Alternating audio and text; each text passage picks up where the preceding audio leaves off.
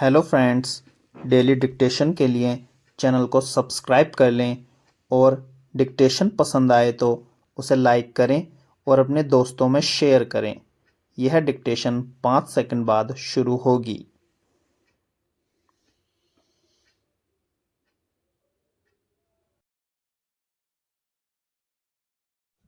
Start.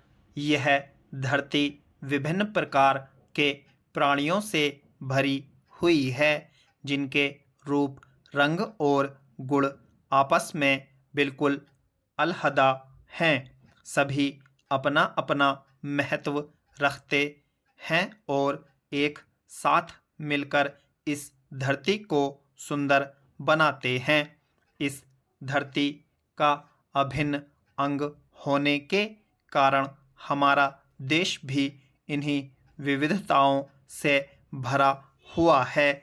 यहाँ लोगों, समुदायों, धर्म और संप्रदाय में व्यापक विविधता है और सबके अलग अलग तरह तरह के रीति रिवाज भी हैं। इन सबको देखकर आनंद के साथ साथ विस्मय भी होता है कि कैसे एक ही आबो हवा में इतनी सारी संस्कृतियां समान भाव से सांस लेती हैं, लेकिन सद्भाव की संस्कृति में एक सहज विभिन्नता से भरी इस दुनिया में दो चीज़ें हर जगह समान दिखती हैं।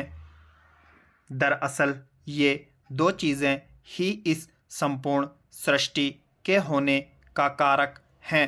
यूँ कहें कि सृजन का आधार हैं। वे दो आधार हैं, स्त्री और पुरुष, जिनके बिना इस सृष्टि की कल्पना असंभव है और ये दोनों ही समान रूप से महत्वपूर्ण हैं।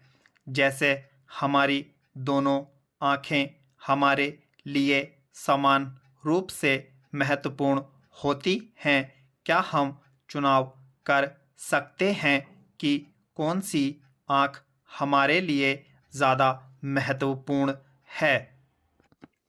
इसका जवाब शायद हर व्यक्ति के लिए न ही होगा।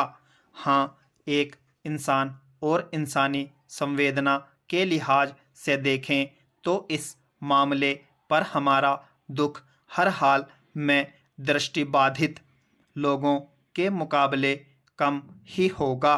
उनके जीवट के सामने हमारा संघर्ष कम ही होगा। बहरहाल, उदाहरण और प्रतीक के सहारे विचार की पटरी पर चलते हुए हम अपनी दोनों आँखों का ध्यान एक ही तरह से रखते हैं। क्या कभी ऐसा होता है कि किसी ने एक आँख का श्रृंगार किया और एक आँख को यूँ ही रहने दिया हो? इसका जवाब भी आमतौर पर नहीं में ही होगा। जब हम शरीर के अंगों में असमानता नहीं बरतते तो फिर समाज के दो समान रूप से महत्वपूर्ण अंगों में भेदभाव क्यों करते हैं? बेटे और बेटी हमारी इन्हीं दोनों आँखों की तरह समान रूप से महत्वपूर्ण होते हैं। दोनों को ही जन्म लेने से लेकर जीवन के हर कदम पर आगे बढ़ाने और जीवन को सुंदर बनाने के अवसर प्राप्त करने का समान अधिकार है। फिर इसमें अंतर क्यों दिखता है? बेटियों के प्रति हमारी संवेदना बुझी बुझी सी क्यों नज़र आती है?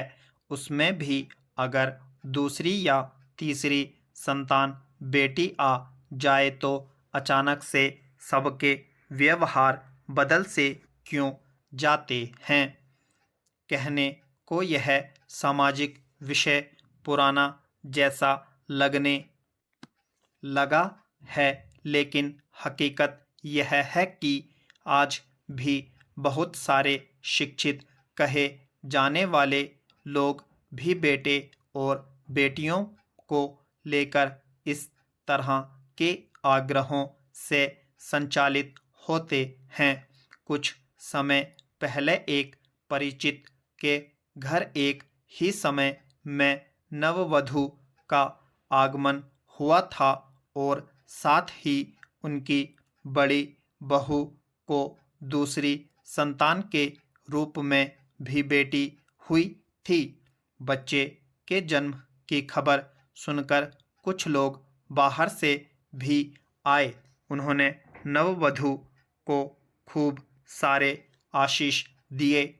जल्दी ही पौत्र लाने का मनुहार भी किया। घर का माहौल बहुत अच्छा चल रहा था। तभी बड़ी बहू को अपनी दूसरी संतान को लेकर आने को कहा गया। वह खुशी-खुशी अपनी बच्ची को लेकर बाहर आई। पहले तो वहाँ मौजूद कुछ लोगों ने उसे प्यार से गोद में उठाया, लेकिन फिर उस बच्ची को लकड़ी की बनी कुर्सी की कठोर सतह पर उपेक्षा से रख दिया गया। स्टॉप।